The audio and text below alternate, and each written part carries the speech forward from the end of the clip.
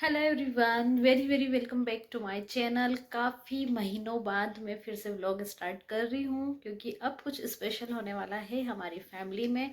तो सब डिटेल आपको मिलेगी, लेकिन आपको पूरे व्लॉग में बने रहना होगा। आई होप आप सब अच्छे होंगे। और तब से मैंने कंसीव किया था, मेरी तबीयत कुछ ठीक नहीं थी, बट अभी मैं बिल्कुल ठीक हूँ और सब कुछ नॉर्मल चल रहा है।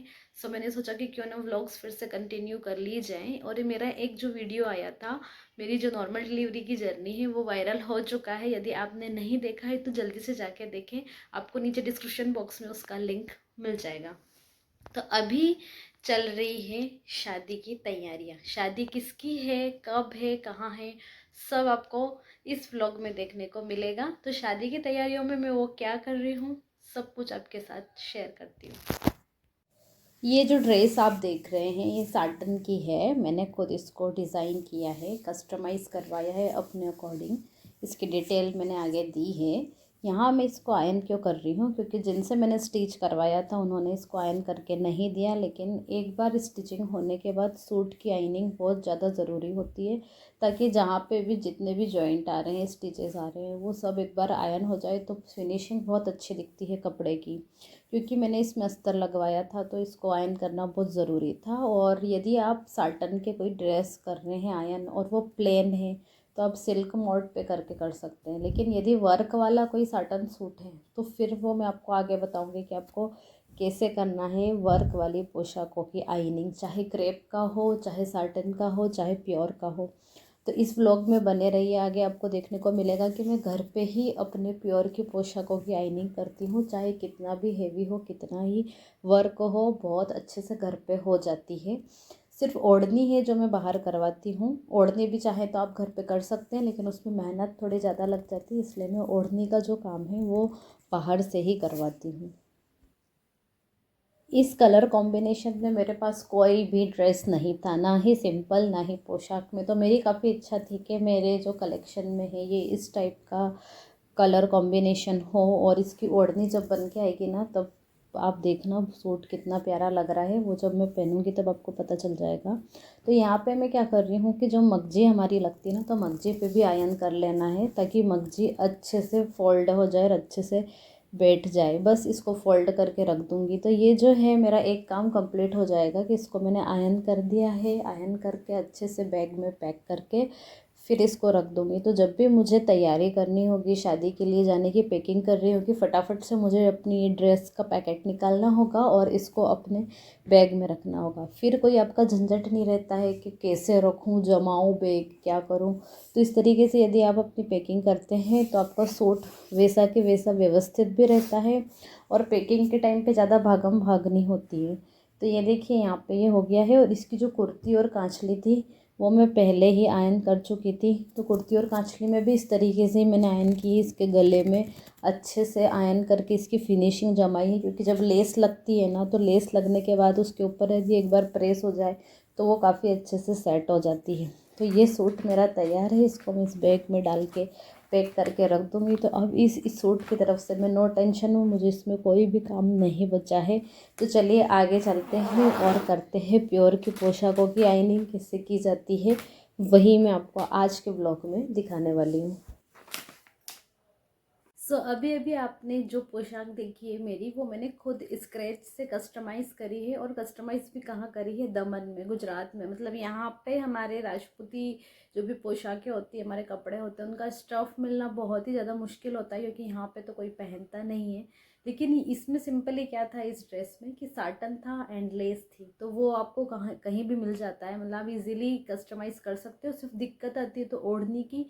और सच बताऊँ ना, तो मैं पिछले एक महीने से ओढ़ने के लिए इतना परेशान हो रही हूँ कि कैसी बनवाऊँ, कहाँ बनवाऊँ। कोई मना कर देता है डाई नहीं होगा, कोई ज़्यादा टाइम मांग रहा है डाई करवाने के लिए। तो बड़ी मुश्किल से एक जगह मैंने फाइनल किया है, वहाँ से मेरी ओढ़नी डाई होके आने वाली है। और ओढ़नी का ही सबसे ज़्यादा ट्विस्ट है इस ड्रेस में, क्योंकि इस ड्रेस को बिल्कुल मैंने सिंपल रखा है, लेकिन जिसकी ओढ़नी आएगी ना, तो बहुत ही सुंदर लुक आएगा। और वो तो आप फिर शादी वाले वीडियोस में ही देख सकते हैं कि इस ड्रेस का क्या लुक आने वाला है।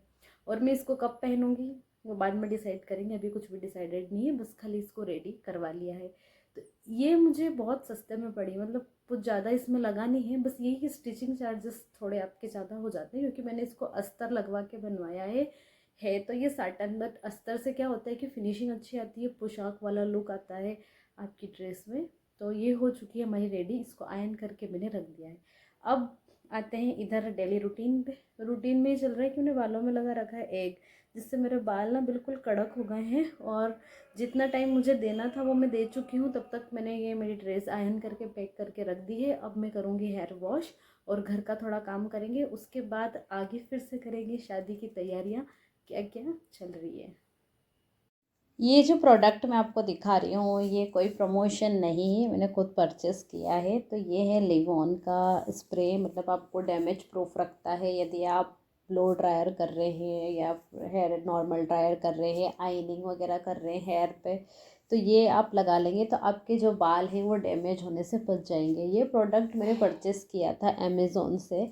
इसके साथ मुझे मिला है, मतलब एक ड्रायर मैंने परचेस किया था, तो उसके साथ मुझे 2 हेयर स्प्रे की जो ये बॉटल्स है ये मुझे फ्री मिली है।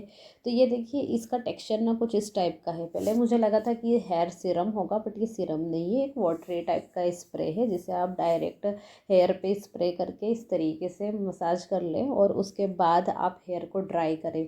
यूजुअली मैं हेयर्स को ड्राई नहीं करती हूँ, मतलब कि ड्रायर से ड्राई नहीं करती हूँ।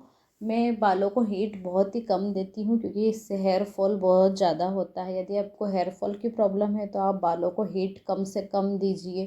जैसे हम हेयर स्पा भी करते हैं तो आप स्टीम से बचिए, चाहे तो आप बच के रहिए कि हम स्टीम ना दें हेयर्स को, क्योंकि उससे हेयर फॉलिंग ज़्यादा होती है। और अभी मैं थोड़ा सा अपने हेयर को लेके कॉन्शियस हो गई हूँ, क्योंकि बहुत ही ज़्यादा रफ्ड और डैमेज्ड हो रहे हैं मेरे बाल। जो मेरे पहले बाल थे वो बहुत ज़्यादा सिल्की थे, टेक्सचर बहुत अच्छा था बालों का, लेकिन जब से मैं दमन शिफ्ट हुई हूँ तब से मेरे बाल दिन पे दिन ख़राब होते जा रहे हैं। और अब तो डिलीवरी के बाद जाने क्या ही होगा मेरे बालों का। तो अब मैं इनको कर रही हूँ ड्राई। और ये देखिए सिस्का का है ये जो ड्रायर, तो सिस्का के ड्रायर के साथ मुझे लिवॉन का हेयर स्प्रे फ्री मिला था, वो भी 2 बॉटल। तो अच्छा है ना, मुझे काफ़ी वर्थी लगा ये। और जब ये बिग फेस्टिवल सेल चल रही थी अमेज़ॉन की, तब मैंने इसे परचेस किया था। और हल्का हल्का सा मैं बालों को ड्राई कर लूँगी, क्योंकि मुझे भी कफ कोल्ड हो रहा है और मैं कोई रिस्क नहीं लेना चाहती हूँ, इसलिए मैं सोच रही हूँ थोड़ा थोड़ा हल्का सा ड्राई करके बालों को सुखा लिया जाए। अभी मैंने जैसे आपको बताया था कि मैंने एग लगाया था, तो मैं जब पहले शादी से पहले बालों में अंडा बहुत यूज़ करती थी, लेकिन यहाँ आने के बाद सब छूट ही गया, मैंने हेयर केयर करना ही बंद कर दिया। मैं मेहंदी भी लगाती थी बालों में अंडा मिक्स करके, डायरेक्ट अंडा भी लगाती थी। तो उससे क्या होता है कि आपके हेयर्स को ना प्रोटीन मिलता है। और डायरेक्ट यदि आप एग लगा रहे हैं तो आपको किसी एग रिलेटेड प्रोडक्ट की ज़रूरत ही नहीं है, आप डायरेक्ट एग लगाएंगे तो बहुत अच्छा रिज़ल्ट आएगा। और एक बार में ही मुझे काफ़ी अच्छे बाल मेरे देखने को मिले। तो मैं कंटिन्यू करूँगी इसी ही अपनी हेयर केयर को। तो चलिए चलते हैं आगे की तरफ। ये देखिए मेरी एक प्योर की पोशाक है जो काफ़ी पुरानी है, और ये रखी रखी ऐसी हो गई है क्योंकि इसमें जरदोजी का वर्क है। तो आप जब जरदोजी वाली पोशाक के फोल्ड करके रखते हो तो उसमें रिंकल्स बहुत ज़्यादा आ जाते हैं, गड्ढे भी हो जाते हैं इवन पोशाक में। और ये क्या है, पूरी प्योर की है, लहंगा कुर्ती कांचली सब प्योर का है इसमें। तो इसको हमें आयरन करना है, तो कैसे करेंगे? जस्ट आपको क्या करना है, पोशाक को उल्टा कर लेना है, क्योंकि हमारी हर हैवी पोशाक में अंदर अस्तर लगा ही होता है, चाहे वो साटिन की हो, चाहे क्रेप की हो, चाहे प्योर की हो। तो सबके साथ यही करना है आपको, उसको उल्टा कर लेना है। और उल्टा करने के बाद आपको उसको प्रेस करना है, आयरन करना है। जैसे कुर्ती और कांचली मैंने पहले ही कर ली थी, मैं सिर्फ यहाँ पे आपको लहंगे का दिखा रही हूँ। तो एक एक कली को मैं अच्छे से आयरन कर रही हूँ। तो जब आप अस्तर पे आयरन करते हैं ना, तो थोड़ी हीट आपके फैब्रिक पे भी जाती है बाहर की तरफ। तो उससे क्या होता है कि एक तो आपके रिंकल्स ख़त्म हो जाते हैं, और दूसरा ये होता है कि कपड़े में एक बहुत अच्छी शाइन आ जाती है। तो जब भी आप इसे पहनने वाले हो तो ये पहनने लायक हो जाता है, ऐसा नहीं लगता है कि काफ़ी पुराना कहीं का रखा हुआ आपने पहन लिया है। क्योंकि प्योर के पोशाकों की केयर ना बहुत ज़्यादा करनी पड़ती है, और ये रखे रखे ऐसी हो जाती है। देखिए आयरन करने के बाद कितनी अच्छी शाइनिंग आ गई है मेरे लहंगे में, और बहुत अच्छा लग रहा है, जैसे नया सा ये हो गया है फिर से। ओढ़नी की मैं बात करूँ तो ओढ़नी घर पे नहीं करूँगी मैं, इसको या तो ड्राई क्लीन पे दे दूँगी या फिर रोल प्रेस करवा लूँगी इसकी ओढ़नी की। तो ये देखिए लहंगा हो गया है रेडी। इसी तरीके से आप क्रेप की आपकी कोई पोशाक है या साटन की पोशाक है तो पोशाकों पे वर्क होता है तो वर्क के ऊपर डायरेक्ट आयनिंग नहीं करनी चाहिए, इसलिए उसको उल्टा करें और पीछे की साइड से उस पर आयन करें, जिससे आगे भी फिनिशिंग आ जाएगी और लुक पूरा ड्रेस का चेंज हो जाएगा। तो ये काफ़ी पुरानी पोशाक थी, लेकिन इसको आयन करने के बाद, रेडी करने के बाद काफ़ी ज़्यादा सुंदर लग रही थी।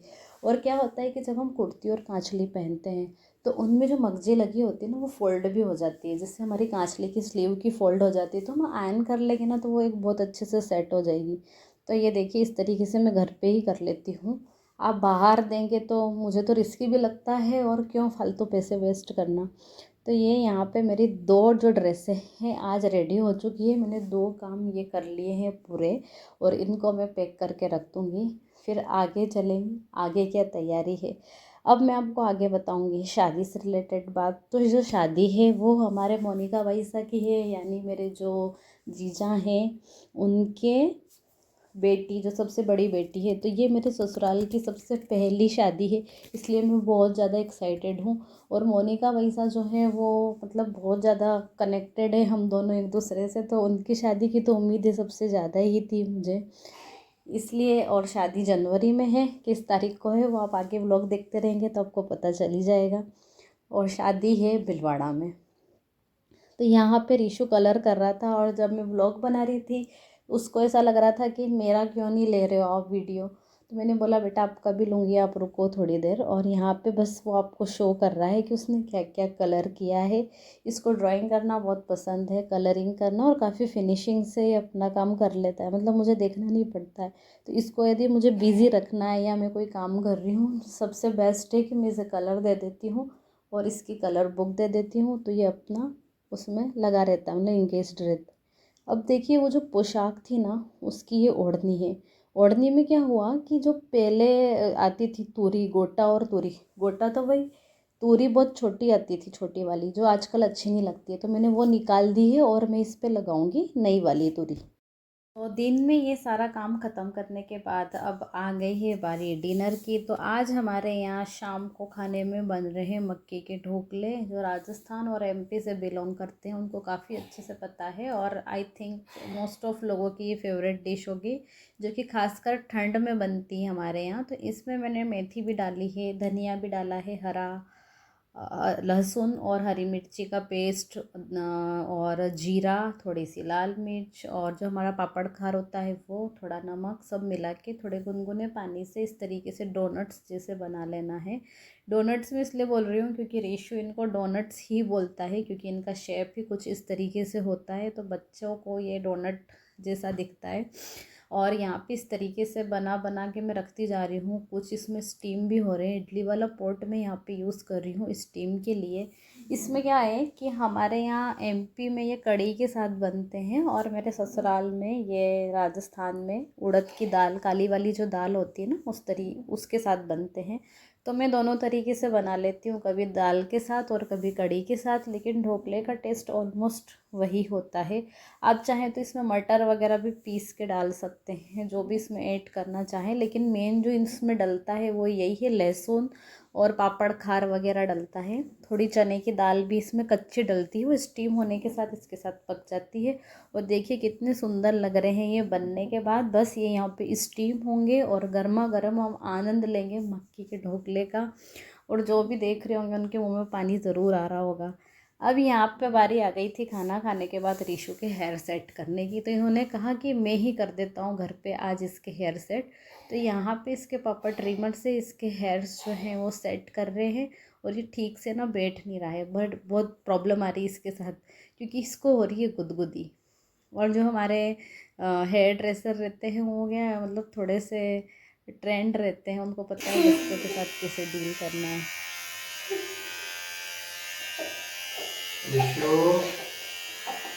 अरे हिम्मत